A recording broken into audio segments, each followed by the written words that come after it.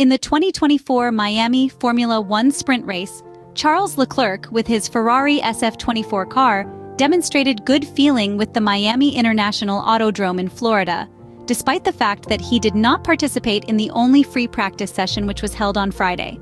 His second-place finish behind Max Verstappen was the result of an excellent setup devised in the simulator at Maranello. Various adjustments that can be made before the qualifying session and some race strategies might further close the gap between the Monegasque and the Dutchman, although the minimal degradation seen on the track today suggests a race likely featuring only one pit stop. The world champion converted his pole position into a win thanks to a very aggressive start that forced Charles Leclerc to slow down to avoid hitting the wall at turn 1. However, the Dutchman complained of traction issues at the rear, with the Red Bull RB20 single-seater seeming unstable at the back. There was a noteworthy performance also from Daniel Ricciardo, who confirmed his 4th position. The Australian, thanks to a new chassis, found a good feeling and built a defensive race against Carlos Sainz.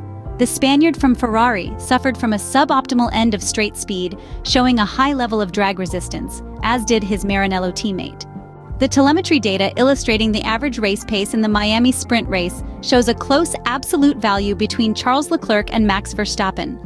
The Monegasque lost on average less than 0.2 per lap over the course of the 100-kilometer mini-race, due to some errors and to allow the car to breathe. Daniel Ricciardo and Carlos Sainz, engaged in a tight battle, were losing about 0.8 per lap from the leader.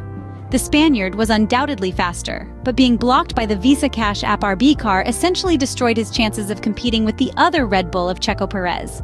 The issue with end of straight speed, combined with the ongoing battle with the Australian, prevented the driver from Madrid from fully realizing the performance of his SF-24 number 55. A similar situation applies to Oscar Piastri, who, being the only McLaren on track, did not provide clear feedback regarding the updates brought to the circuit by the Woking team this weekend. The data regarding tire degradation confirms what was previously mentioned in terms of tire wear.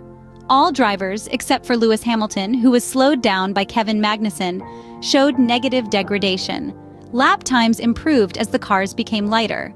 Examining Charles Leclerc's performance, it is evident that on laps 9 and 10 his times were slower, accumulating a certain gap from Max Verstappen.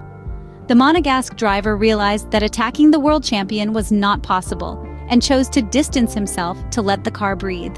Moreover, his race engineer repeatedly asked him to be gentle on the tires, particularly when accelerating after turn 11 and entering turn 14. Max Verstappen, on the other hand, when asked about the overall balance of the car, responded irritably, complaining of a lot of instability at the rear. Max Verstappen requested adjustments to the settings in preparation for the qualifying session to improve the traction phase in slow corners. Similar degradation was observed for Carlos Sainz and Oscar Piastri behind Daniel Ricciardo. Let's now focus on the telemetry data relating to the average speed of the drivers on each track section, in this case during the sprint race. With about 40 kilograms of fuel in the tank, Max Verstappen and Charles Leclerc achieve similar speeds in the fast corners at the end of the first sector. Charles Leclerc is even slightly faster on average than Max Verstappen, but this puts more stress on the tires. Meanwhile, Lewis Hamilton was unable to fully demonstrate the capabilities of his W15 in the first sector due to the presence of Kevin Magnussen in a Haas that was lighter and impossible to overtake. In the slower and more technical section at the end of the second section, the two Red Bull cars always dominate.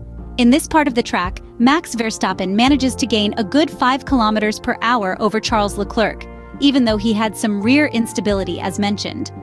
Oscar Piastri also performed well, potentially benefiting from updates brought to his car, recording a similar reference to the two Red Bull drivers. Yesterday was a mixed day for Scuderia Ferrari in Miami. The Monegasque driver, with only 5 minutes of free practice behind him, got into car number 16 and immediately found a good feeling with his vehicle. He secured a front row position just behind Red Bull, which could have been pole. There was hard work on getting the tires up to temperature, which finally paid off, providing the correct grip for the SF-24 to optimize the qualifying session. Things went less well for Carlos Sainz, who couldn't find the right confidence with the car, struggled with the tires, and had to settle for 5th place, even behind the spirited Daniel Ricciardo in 4th in his Cash App RB car. The race pace references are scarce. Looking at the data for the high fuel runs, it's clear that the times cannot be taken too seriously, especially those of Red Bull. The performance difference is very marked for the Austrian cars. We also can't draw precise conclusions for the rest of the competitors, considering the different work programs, fuel loads, and tires used. All we can do is wait and see what happens during the F1 sprint to gather real insights. Just a few minutes before the start of the 100-kilometer sprint race, Ferrari's track engineers, Xavi Marcos and Ricciardo Adami, provide details about the tire choices of the other competitors. Everyone is on new medium tires, including the two Ferraris, except for Red Bull, which opts for used yellow-banded Pirellis. At the back, two cars are on soft tires. During the installation lap, various suggestions are given on how to use the hybrid system, the brakes, and how to approach the first turn. As always, there is much focus on the warm-up strategy. The clutch release of the two red cars is good, and positions remain unchanged, not even half a lap in, and the safety car is deployed. Lando Norris is worst affected in the collision between several cars, forced to retire in turn 1. Bernd Maylander enters the track to allow stewards to clear the debris.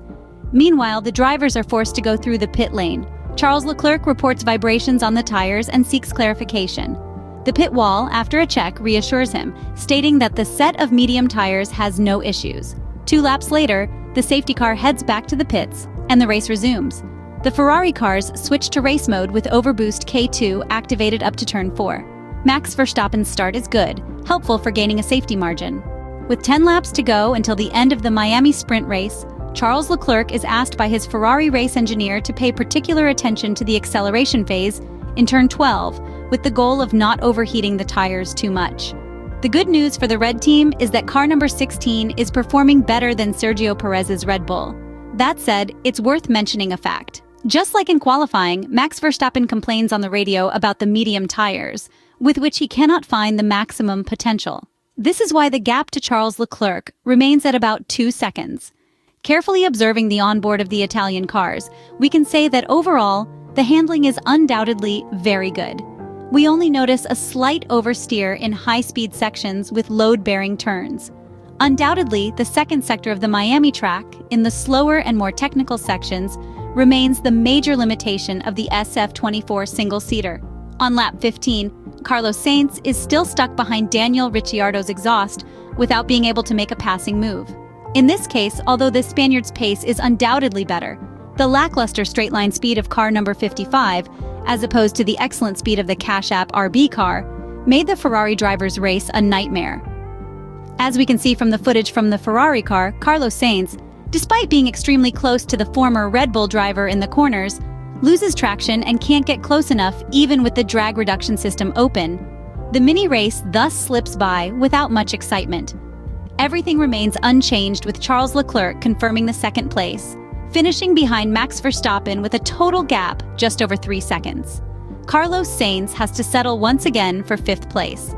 Unfortunate for Spaniard, who suffers from being blocked by Daniel Ricciardo.